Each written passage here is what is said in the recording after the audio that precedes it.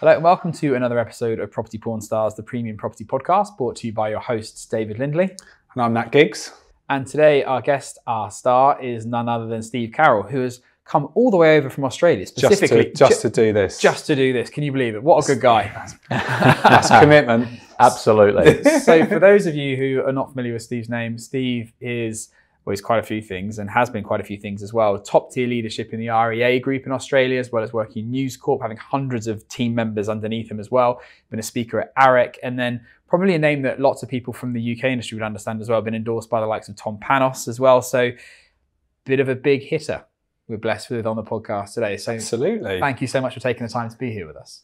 Yeah, great being here. Great being here. And you are, I think you got an Aussie accent. Yeah, you got a twang, but you're actually accent. not Australian. You are originally British, right? Yeah, originally British, moved over to Australia in 2006. So sponsored by News Corp. So News Corp were keen for me to go and help them out with their property advertising that was in abundance in newspapers, and they knew that it was all going to shift online, and that was my area of expertise. So they flew me, the family, out in 2006. We were supposed to come back in 2010. But we're still there, and it's now 24. Yeah, wow. And so, and that's quite interesting. So you kind of oversaw that transition from print media to portals, or was it digital advertising for properties? What did that look? What was that transition? Yeah, so I worked for a big publishing company called EMAP, which were at the time. This is the around 2000, 2001, which they were one of the biggest publishing companies in Europe. So in most towns in the UK, the newspaper would belong to EMAP, and obviously every single week, or if it was a daily newspaper, you'd have a section which was packed with job ads, packed with motoring ads, and packed with real estate ads. And we knew back in 2001 that at some point that was going to migrate into online. We're not sure what it looked like, but we knew it was going to move. So my job here in the UK back in the early 2000s was to figure out how that might happen, and the whole change management process internally, but also externally, because we obviously had to speak to real estate agents and say, you know, this thing that you've been so used to for decades called print, well, by the time we get to 2010, which seemed ages away, it was going to disappear. And so between about 2000 and 2005, that's really where I was focused. And then eventually, of course, it all moved online. There was never a question as to whether or not it was going to go. It was, how will it go, and how do you manage that process so you don't lose a lot of money as it moves across.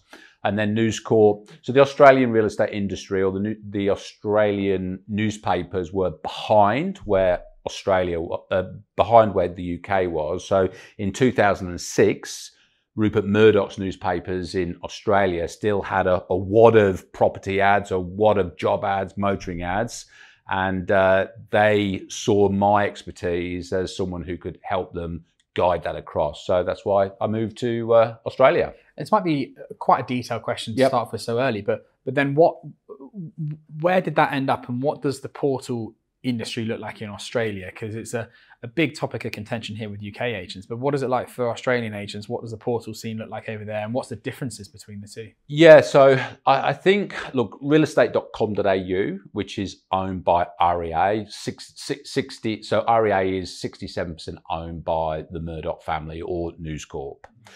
The synergy with realestate.com.au and Rightmove is very, very similar. So I know, because I was sales director at realestate.com.au for 10 years, I know there's a lot of discussions between Rightmove and realestate.com.au on what's working, what's not working, how are consumers behaving. And so they swap lots of ideas. So the angst towards Rightmove and the angst towards realestate.com.au is similar. Okay. Is similar. Good to know we're not. And would you say that Rightmove are leading that, like the print version going back into the early 2000s, so they're slightly ahead on their findings? Or is it now, because of the World Wide Web, if you like, it's quite level now in terms of what they're sharing with each other. And well, I think let's talk soccer, football for a second, right? So if realestate.com.au and Rightmove are in the Champions League, so they're in the top tier, I would say that there's certain things that realestate.com.au do better than Rightmove, and there's certain things that Rightmove do better than realestate.com.au. And I mean, interestingly, you've got Zoopla, and in Australia you've got Domain. And then you've got a third player which is on the market, and in Australia you've got a third player which is called Homely, So it's very, very, very similar. And so as I've been speaking to UK agents and business leaders here over the last couple of months, which is how long I've been back in the UK, I hear very, very similar stories. Charging model's the same, monthly subscription. More expensive in Australia. Yeah. So when I joined in 2010, so what happened was I came over in 2006, as I said, to help predominantly manage that print migration online. And my job was done in around about 2009. So what we needed to do, we had done, and in some areas we'd failed, in some areas we'd been successful. So in 2009, 2010, we as a family were actually coming back to Stamford, and then News Corp said, well, look, we've got this beast of a portal called realestate.com.au. Will you come over and help us scale that to wherever it might be able to go? So just to give you an idea, back in 2010, the average price of an ad on realestate.com.au would have been about $80, which would have been about £50, right? Today, the average price of an ad on realestate.com.au would be about $2,300. So that would be about £1,500. That is different. So, and that was, I had somewhere in the back of my mind thinking that, because I had a long time ago worked with some Australian agents, but it's done on a per property basis, isn't it? Whereas by and large from Rightmove over here, it's just you pay your subs and you stick as many houses on as you want. But that's different with realestate.com.au. So realestate.com.au was like that. It was very much a subscription model back in 2010. But then it flipped to a model where you paid a minimal entry fee to be part of realestate.com.au, and then you paid per property. So the more houses you advertise. When did that transition take place? Oh, that changed around 2010, 2011, 2012. And what was that like as a transition? Well, it was a fabulous move at the time by the organisation, because, of course, one of the big differences between the markets is the advertising is paid by the seller in most cases. So if I was an agent and I'm speaking to a seller who wants to sell their property, the seller needs to understand there's two fees. There's the fee for that you pay the agent, that 2% commission or whatever the commission might be, and then you pay for the marketing. And so the marketing's not paid for by the agent, it's paid by the seller. Now, one of the real good things about that is, as soon as your ad goes on to realestate.com.au, the seller has got skin in the game. Because if the property doesn't sell, then they've wasted their money on advertising on realestate.com.au. I was going to ask two questions. Firstly, is a specific one, get my teeth in, is if they then can't sell it, they relist another agent, they have to pay that upfront marketing again?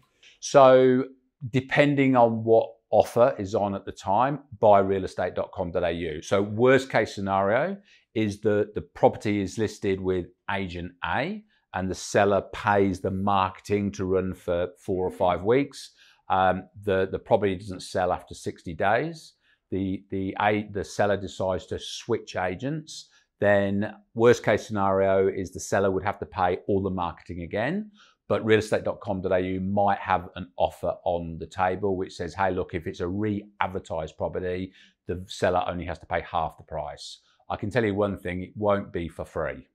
So you don't see many sellers switching agents? Well, to be honest with you, one of the surprising differences between the UK market and the Australian market is the number of properties that don't sell is quite low in Australia.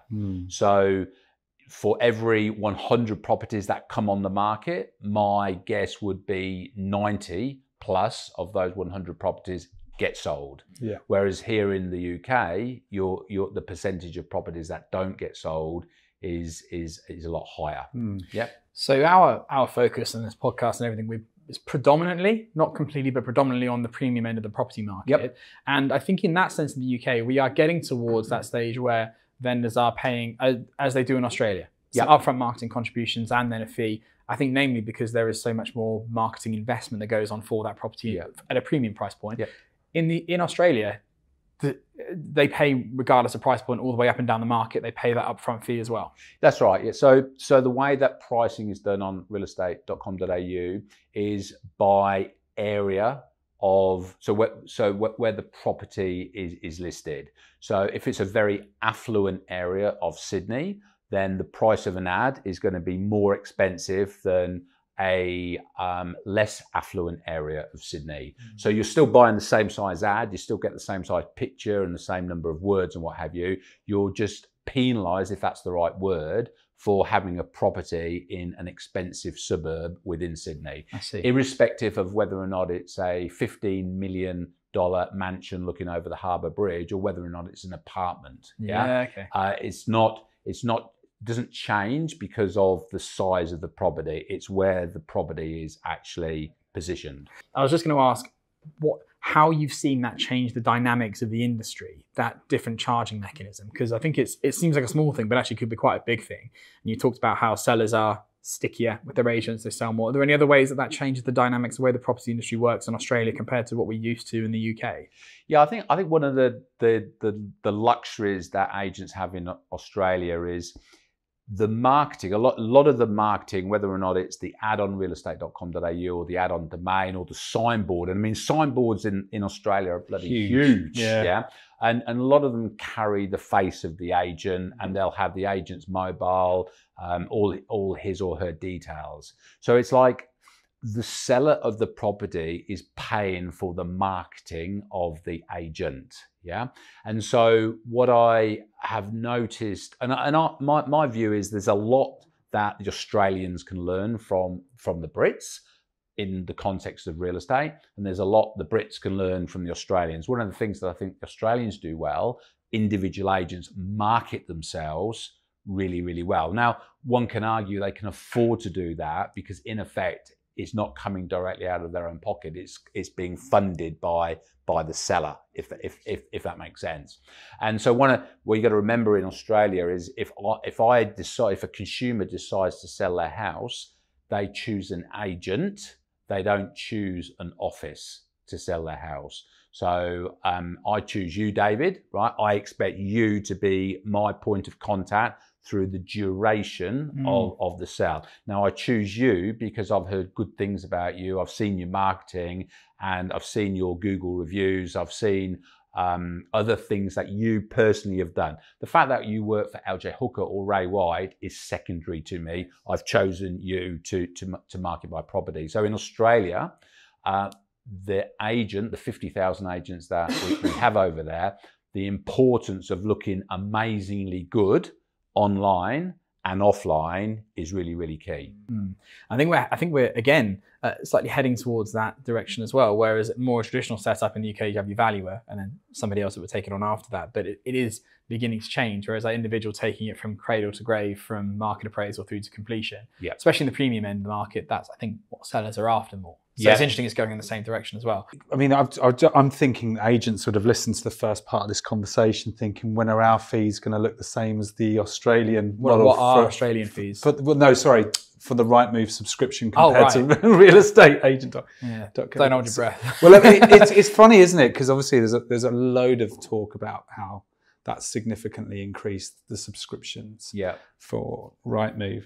And there's an element where I think part of our conversation when we got together, we was talking about how well do agents actually use the tools. Let's call them tools. There's loads of tools. And I think you used actually a really good analogy about being in the gym. Yeah. Share that with me and share that with the audience. Well, I mean, look, I spent 10 years having tough conversations with agents and agencies, as you can imagine. And one of the things I used to say to agents and agencies, look, imagine imagine a gymnasium. So you join a gym, and a gym is really expensive if you only use 10% or 15% of the equipment. And if you only go once a week, and if you only go to a class once a month, it's expensive. But if you go to a class every single day of the week, if you understand how all the equipment works and so on and so forth, you get the story. The subscription becomes a better value for money. So one of the things that we spent a lot of time on with the account managers who work for me was educating offices and educating agents to use all of the tools that came with the subscription. Yeah. And sometimes that was hard because agents are busy and agents don't want to sit down and learn how to use this tool or learn how to use that tool. But what I noticed was the very, very successful agents in Australia do a number of things really, really well. And one of the things that they do well is they take on the chin the cost of the advertising on realestate.com.au, because they're never going to change it. They can whinge and moan as much as they want, but it's going to be the price. So what they do is they really work hard at using and understanding all the tools. They get the account managers to come in once a month for a sales meeting and update them on any data that realestate.com.au has. That's going to help the agent look as though he or she knows what they're talking about when they're listing the property. And so that was really, really important. And I think what REA's pricing has done as well is it's forced agents to look at not an alternative to realestate.com, but it's forced them to understand how Facebook ads work, how ads on other social media platforms work, how building a reputation in the community can look like. And so what I mean by that is... It's improved the personal marketing. Yeah, so let's go to an extreme. So let's just say that one day realestate.com.au closed its doors. It just closed its doors, yeah? Then what I've noticed is the good agents have got an alternative way to find buyers, to look for sellers, and so on and so forth. And I think that behaviour has been driven by the fact that REA have been putting their prices up. And although realestate.com.au is always going to be on the marketing shopping list, so will these other things that also attract sellers and buyers into the ecosystem. Yeah. Interesting. So actually, I'll ask the next question in a second.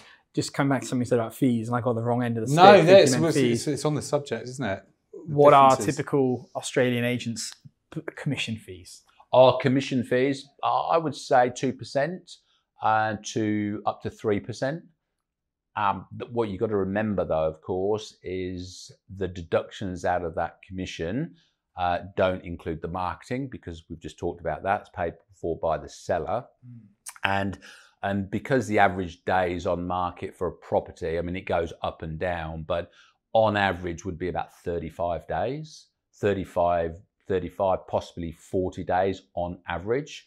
So the agent gets paid a lot faster than they might do here in Australia, where the days on market can obviously blow out to months and months and months.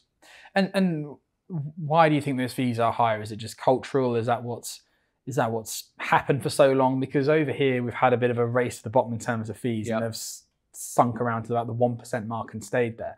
I know if you listen to Chris Watkin, he's measured this over best part of a decade and just seen, I think overall, I think I'm right in saying, a gradual decline in fees, where I think the average was about 1.6 if you go back 10 or something years, down to about 1.1 was the latest bit of research from Simon Ledbetter. So why are they different in Australia then? Especially because the vendor's paying again with the marketing. Yeah, I mean, I can't compare. I can't obviously comment on the UK market because I'm not close enough to it. What I would say in Australia, that the industry has a plethora of good trainers. So people like Josh Fegan, Tom Panos, Michael Sheargold, Lee Woodward. I mean, the list goes on, and agents agents see selling real estate in Australia as a profession, as a real career. So they invest in themselves. They pay money to go to conferences and to learn. And so I think that in Australia, the focus on improving and getting your scripts and dialogues sounding really good is a real priority. Now that might be the same in the UK. I don't know, and it would be naive of me to try and comment, but that's why. Now, just to manage to manage expectations, the equivalent of a Chris Watkin in Australia would also say, in the olden days, commissions were higher than they are now, and there has been a decline. So I don't think your decline is different to what we've seen with what we've seen in Australia. It's probably the decline has been a lot slower, and so that's why even the average agents are getting commission that begins with 2.1, 2.2, or whatever. Yeah. Whereas here it's the exceptional agents that do that, I think. And you might have just asked another question I have, because I often think to myself, you know, I'll go to a conference and it'll be an Aussie lineup. You'll have your Josh Vegans, Josh Tesselin, Lisa Novak, and it's an Aussie themed, unintentionally, conference. And maybe that's answered the question, because there is such a focus on training over there that there are more trainers, more estate agency coaches, and therefore we import them. You said earlier there's a lot that the UK can learn from Australia and Australia learn from the UK, but that seems to be pretty one-way traffic in terms of, if you go to a conference and listen to who's speaking, they've certainly got a particular accent. Yeah, well, it's interesting. I mean, all those people that you mentioned, I know, and I know Lisa Novak particularly well. In fact, I had Lisa's family and my family. We spent New Year's Eve together in New York, and I know Lisa's journey very, very well. But it's interesting because I was in one of the meetings that I've had since I've been over here, and one of the reasons I'm over in the UK is to broaden my knowledge of international real estate. So it's a pretty competitive industry, the consulting industry, which is what I'm in now. And so by spending time here and by meeting people like yourself and meeting other top agents and top leaders, it just gives me another point of difference and uniqueness that I can take back to Australia. So when I'm at this conference that we were talking about in 6 or 7 weeks, I can say to the audience of 200, hey, I've spent the last 3 or 4 months hanging around with some really smart people in the UK. I'm going to share with you some of the best stuff that I've heard. So that gives you a bit of context as to why I'm here. But I caught up with the CEO of EXP. You'll have to... Adam. Yeah. And Adam was saying to me that, you know, often in the UK, training is seen as punishment. And I couldn't get my head around that. And he explained to me, Adam, you know, if somebody is sent on training, it's a bit like going to the naughty corner where you haven't done a good job, so you're going on training. The mindset is totally different in Australia. Yeah. Now, I do want to make the point, there's a lot of stuff that happens in Australia that I think the UK does better. So I don't want to come over. No, we can broaden on that for sure. Yeah, definitely. So I don't want to come over as one of these people that comes from Australia and says that everything we do, and of course I'm British, but everything they do in Australia is the bee's knees, because it's not. And there's a lot of poor agents in Australia. There's a lot of average agents in Australia. Not everybody's like Lisa Novak. Well, let's dive into that, because you've had several meetings around the UK in the last couple of months, and you've met various different leaders. Alongside those observations of the differences and the strengths of UK, what can you share with us that you've seen so far? So what I've really enjoyed listening to in the UK is the number of conversations around artificial intelligence and technology, and how AI and technology can create efficiency, can create better customer service. So I've really enjoyed speaking to, and bear in mind, I've kind of deliberately chosen or asked to see successful real estate leaders and businesses, including yourself, of course. And so it's probably because I'm talking to the top end of town, I'm hearing conversations around that, but that's been impressive. And so one of the messages that I'm going to take back to Australia is, when I talk to the top agents, the top business leaders in the UK, the topic of AI seems to be very prevalent. If it's not on your radar back in Sydney or Brisbane or Melbourne, maybe you're a little bit behind the curve. Behind the curve. And so Ian Preston, you know, I caught up with him. I heard him speak at a conference up at Ellen Road, Leeds United's football ground. And, you know, he's really curious and inquisitive about the advantages that AI can bring. And so that's been one of the big takeaways.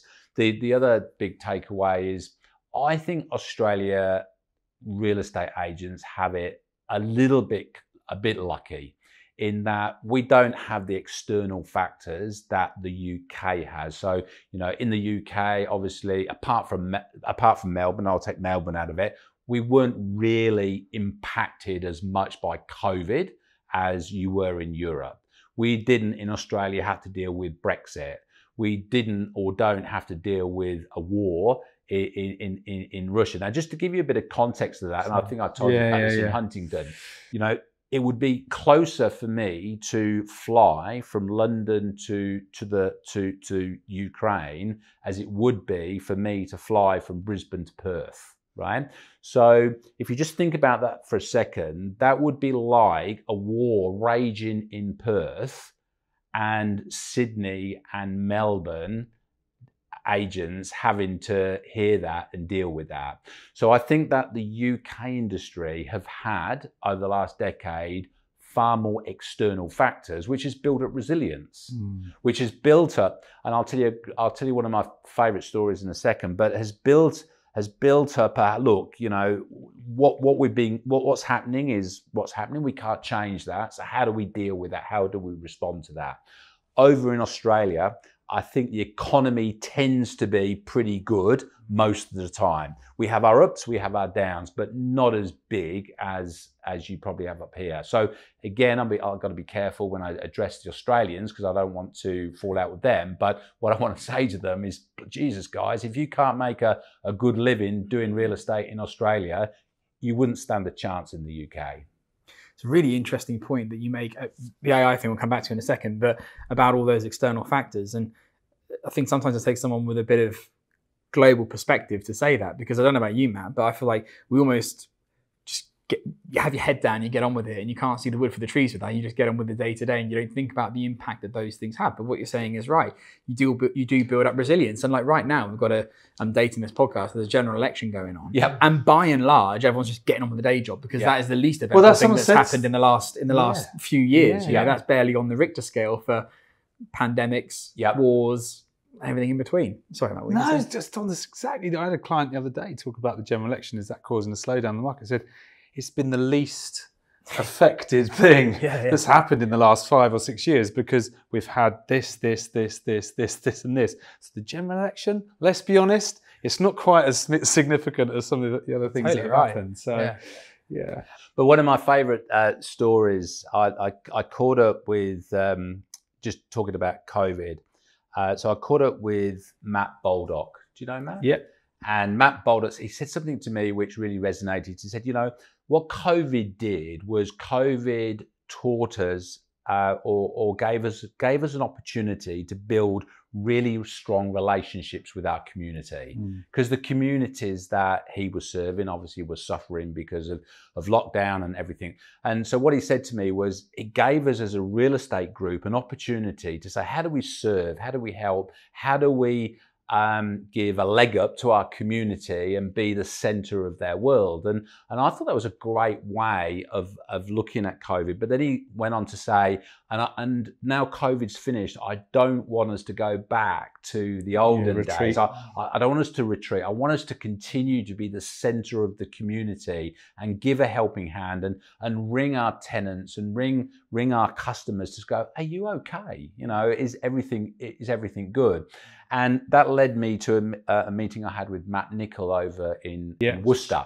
And he was saying to me that after COVID, obviously people in the main was strapped for cash. And so he created this garage sale. Yeah. And so the garage, he basically said to the community of Worcester and Droitwich and other areas, look, I'll do the marketing, but I'll put the sign outside the door to say that on this day a garage sale is happening here.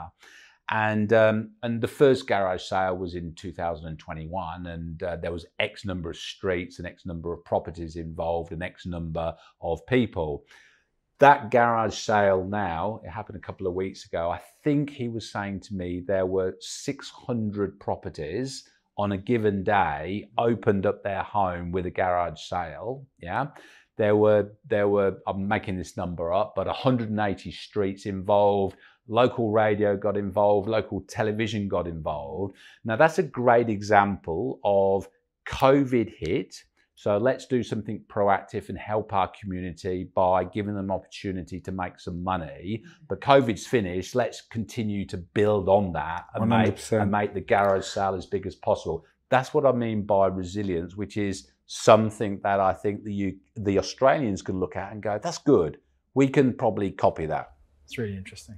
Yeah, if anyone wants to listen to that, Matt, that's on Simon Gates Opening the Gates with Matt Nichol. It's a really good piece around that. I really enjoyed the same takeaway there. Yeah, because I think you are in the community, and the community are your clients, your prospects, whatever you want to call it. And I think COVID definitely widened a few eyes into how much you can serve people and what it actually does. Well, you look at these events and you either, my wife often says to me, and I hear her coaching our children, all of whom have grown up now, things when things happen, you either look at it and go, things happen to me.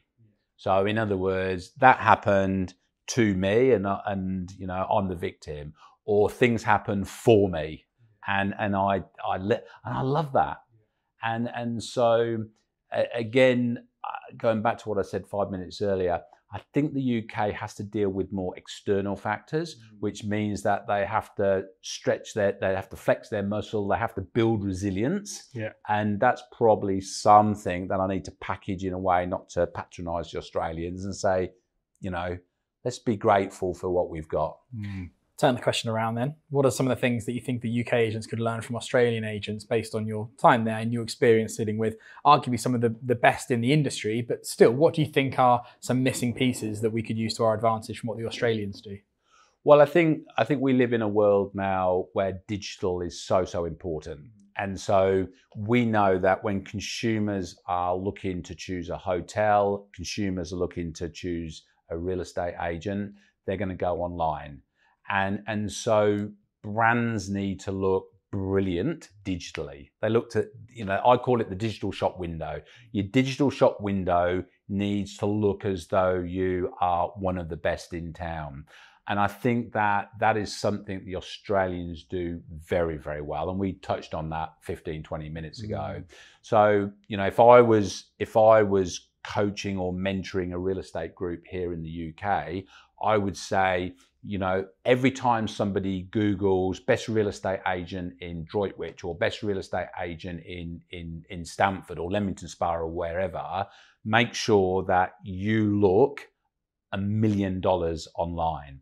And so I think agents generally across the world do a good job in looking good physically. They wear a nice suit, their shoes are clean, they drive a nice car, and that is your sort of offline brand. But your online brand is something that I think in the UK you could probably learn from what the best do in Australia. Can you go a level deeper with that? Yep. So what you're saying makes perfect sense, but what kinds of things are you talking about? Website, videography, review, what does it actually look like? Yeah, all of those. So one of the things I often talk to agents about is your Netflix trailer. Yeah. So when you think about it, on a Saturday, if you're deciding on what film to watch, you'll flick through Netflix and you'll keep scrolling, and each video cover and the few words of description, you're probably going to give a second, and you're going to make a decision whether or not you're going to keep scrolling or you're going to click and you're going to watch the trailer. Make sense? And I think how consumers search for real estate agents and real estate brands is exactly the same. So real estate agents and real estate brands need to have a Netflix trailer which says to the consumer, stop, look at me in more detail, I'm worth it. So that Netflix trailer needs to stand out. It needs to be different. You need to get away from all the same words that real estate agents use, you know, people friendly, good negotiator. We get all of that, but everybody says that. So you're looking for a statement that stands you out from the crowd. So I think that's important. Reviews are really, really important. And it's not so much about the quantity of reviews, but the date stamp on the reviews. So if I am looking at a restaurant to eat at in Stamford, and the last review was 18 months ago, I'm starting to question, well, what the hell's happened in the last 18 months? Have they had a nosedive? So you've got to have reviews, and they've got to be up to date. And again, you don't need to have hundreds or thousands of them, but you need to have more than 2 or 3. And so a really good friend of mine, a lady called Maz Farrelly, so she was a producer for the BBC, was very heavily involved with shows like Britain's Got Talent. In Australia, we have this dreadful show called Farmer Wants a Wife, and Maz was part of all of that. And Maz said to me once, which was great, she said, real estate agents need to remember that it's not the job of the consumer to find them interesting. It's not the job of the consumer to find the agent interesting. It's the job of the agent to be interesting. Yeah, 100%. Yeah, and so that's really critical when people check you out online. So they don't just So there's an immediate connection, or credibility, or like you just said, it's the trailer mindset, isn't it? It is, yeah. And look, there's nothing worse than if you go on a real estate agency's website and links don't work. You click on the link and it doesn't work, or you click on a link and it takes you off into so they're what I call just the bread and butter of getting things, the health checks, getting the basics right. This is a really silly question. When you say Netflix trailer, do you actually mean a video, or is it a mindset for capturing attention across everything that you do and say online? So I went on a Simon Ledbetter program up in Lincoln and recently, and he was saying to me that the average resident has probably got in his or her mind, or knows of 2 or 3 agents tops. But there's probably 12 or 15 agents that serve most towns. Yes. Yeah. And so as an agent, you need to be in that top 2 or 3. You need to be on the radar of the seller. So when the seller one morning says to his wife, I think it's time to sell, then he or she is going to call in you as the agent. So what I encourage Australian real estate agents to do is make sure that your Netflix trailer, it might be a video, it might be just 30 compelling words, makes you memorable, makes you interesting. So if you think about LinkedIn, if you go on to anybody's LinkedIn profile, you've got about 30 words. And those 30 words count. Well, it's the same with Rightmove. They said, well, the first 150 characters or something like that on the ad for a property. How important that is. So it's no different. What you're saying is, with a consumer looking around at who's going to be the agent for them. I'll tell you. Did I tell you the Uber story? I don't think so. You'd remember if I did. So I was very fortunate that in its early days. So Uber had probably been around for about 18 months. I went over to San Francisco to their head office with a number of execs from REA and some of our key customers. And we walked into Uber's head office, and we were in reception. The lady comes to say good day and take us out back. And I'm expecting her to say, how was the journey? How's the hotel? How are you finding San Francisco? And she looked at me and she said, what's wrong with you Australians? In a pretty aggressive way. And I said, well, what do you mean? She said, well, you're so impatient. And what she went on to say was, because of technology, they can obviously track the behavior of users of Uber. Makes sense. And Uber at the time were in about 120 countries. And she was saying that the most impatient users of Uber were the Brits and the Australians. And then she went on to demonstrate. She said, so you want in an Uber from Sydney to Parramatta, and you fill in the details, you click on the button, and the Uber is 9 minutes away.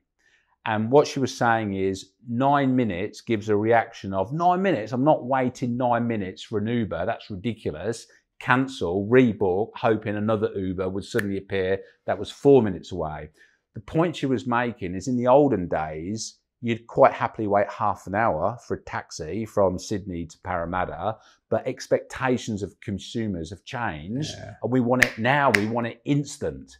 And what she was saying is, to these real estate customers that I was with, these impatient users of our technology, of our service, are your customers. So think about your processes. If they're as slow as they were 3 years ago, you're probably frustrating your users. So if you think of that just in the context of what we've been talking about the last 10 or 15 minutes, people are not going to go online and search for a restaurant or a cafe or a real estate agent and muddle through trying to find what they're wanting. If it's not there, they're going to move on to the next one. Yeah, absolutely.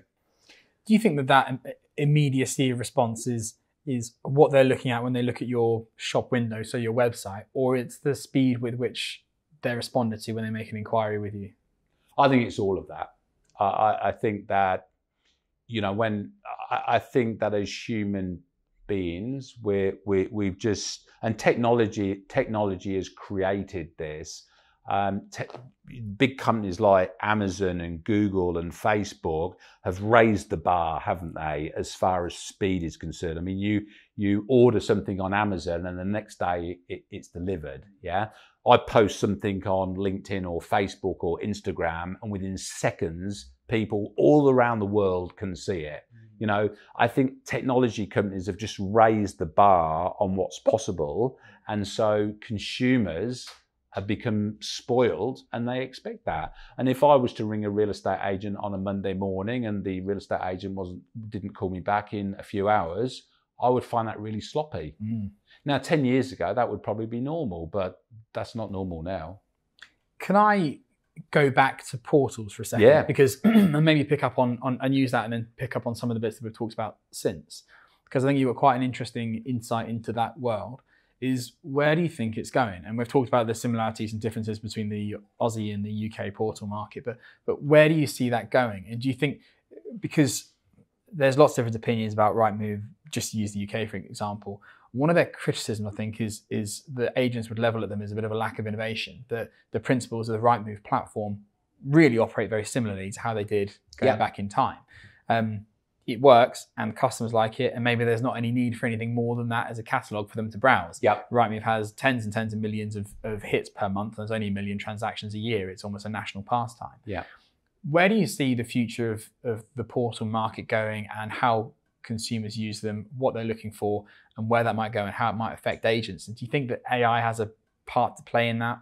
And if so, how? Yeah, no, good questions. First thing I would say, probably controversially, is if an agent, and let's go back to the gym analogy, if an agent or agency is using all of the services, so there's not a piece in the gym they're not using, they have every right to say to the gym owner, you need to bring some more gym equipment in.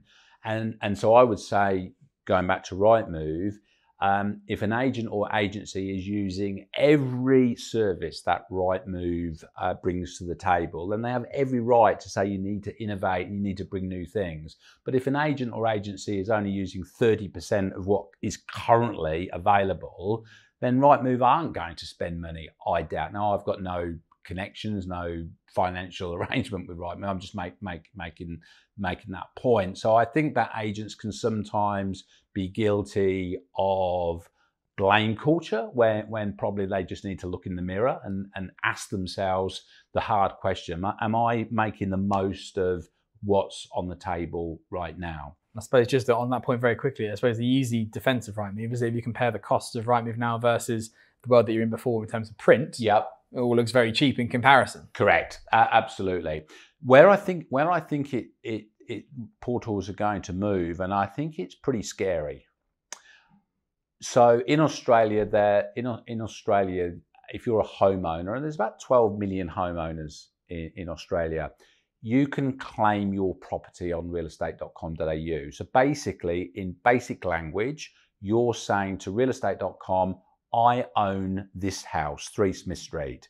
And realestate.com.au will go, great. In exchange for you telling us a little bit about you and your ownership of the property, we will send you on a regular basis information about 3 Smith Street. So, for example, properties like yours that have just sold, the number of people that are on realestate.com.au searching for properties like yours. So I claimed my property. Now, in fairness to realestate.com, and I left there 4 years ago, I've got no connection with them right now. I really enjoyed the communication that they serve up to me because I find it helpful and useful. And who wouldn't want to know, right? And who wouldn't want to know, right? Now, realestate.com.au, out of the 11 million homes, have got close to 4 million that have claimed, right? And they're going to go to 5, they're going to go to 6. Now, they will eventually get to a point where virtually every homeowner would have claimed their property. Now, what does that do? Well, that enables realestate.com.au to have a relationship with me without an agent being involved. Yeah, you've completely bypassed the agent. Completely bypassed the agent. And you know, we can spend hours and hours and hours talking about where that would go. So one of the great things about what Matt Nichols doing in Worcestershire, he's building up a relationship with the Worcestershire community by doing his garage sales, right? So even if Rightmove were to apply the same strategy, he's already there. He's built a relationship, because if there were 600 homes that opened their doors to their garage sale, guess who the first 600 people that are going to get called on that Monday? It's going to be those people.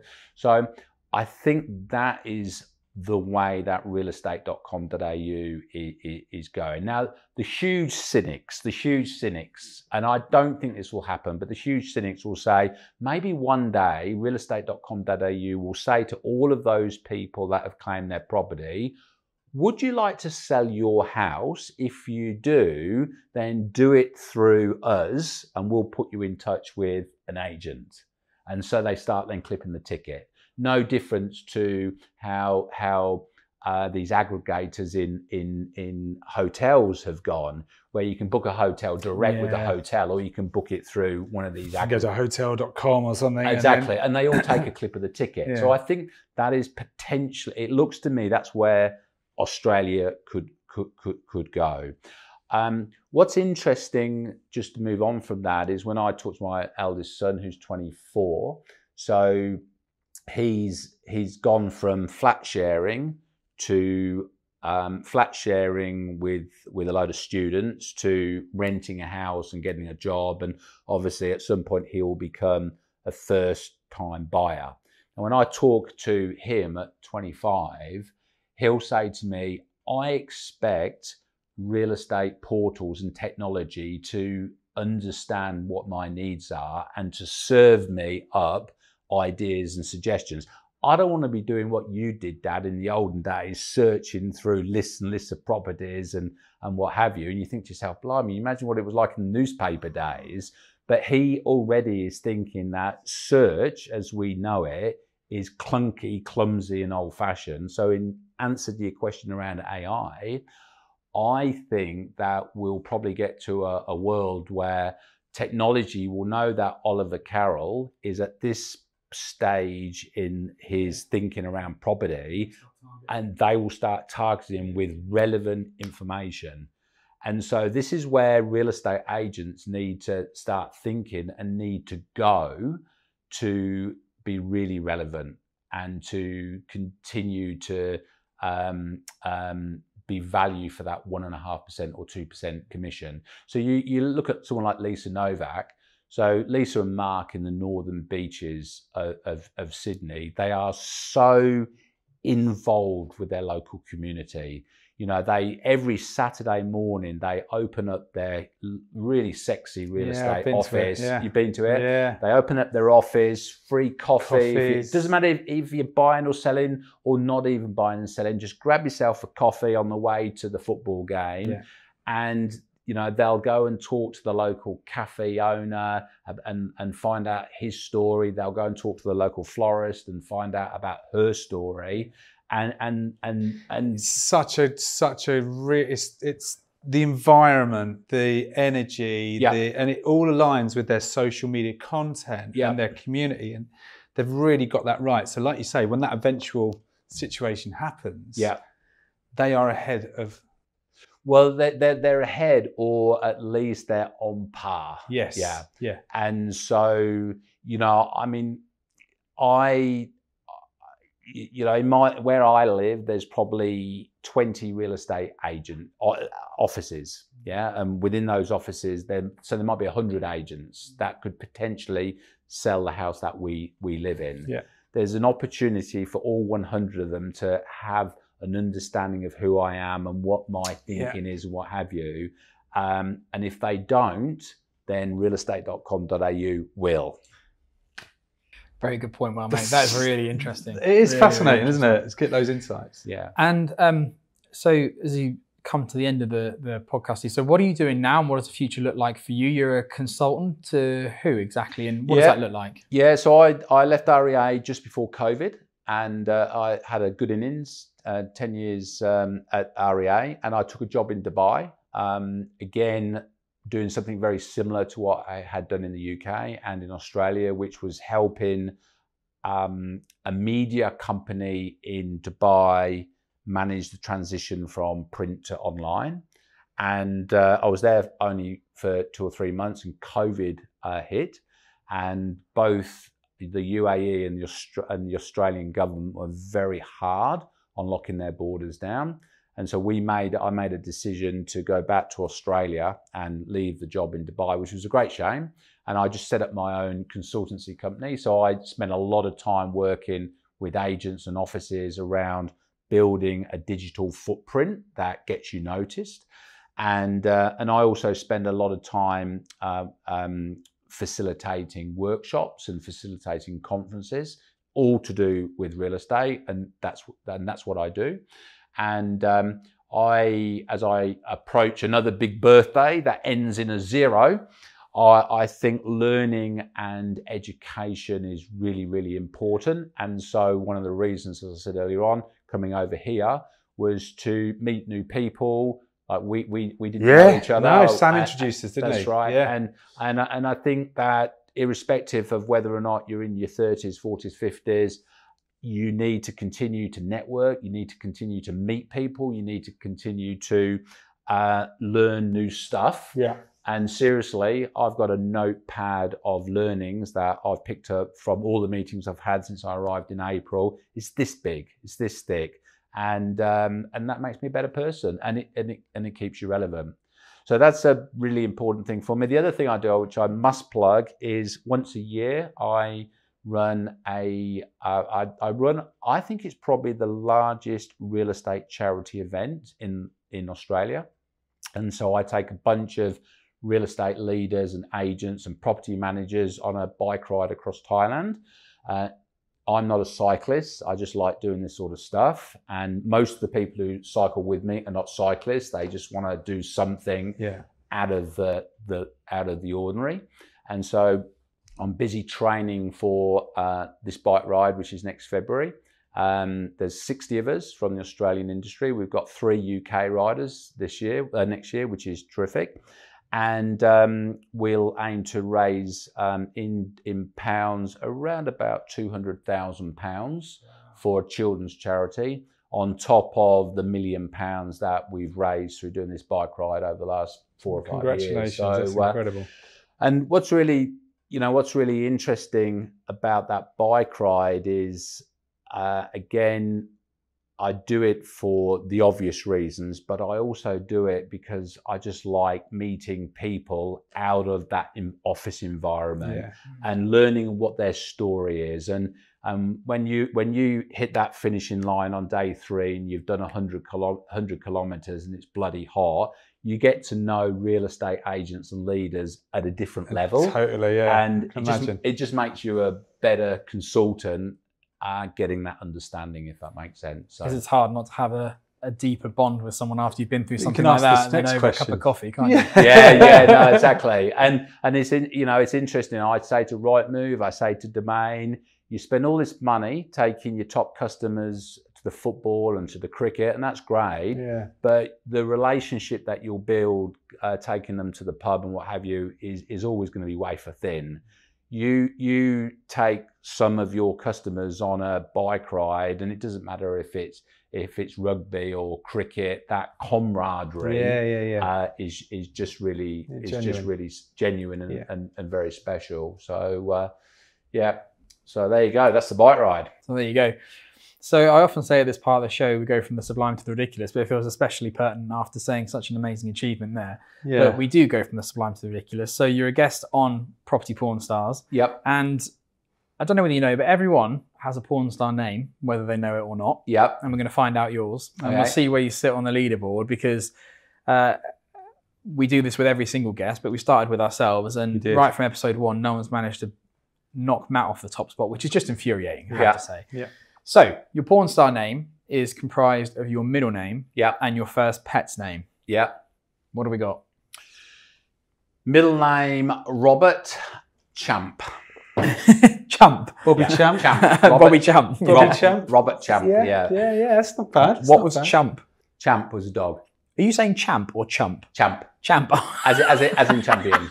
You like chump? I thought you said chump. Yeah, Robert Champ. Steve, it's been brilliant to have you on, and thanks for flying all the way over here, just especially... I still got the train from Peterborough to King's Cross. But, just make sure you cut the other bits out. But no, it's been great to have you. I found it fascinating.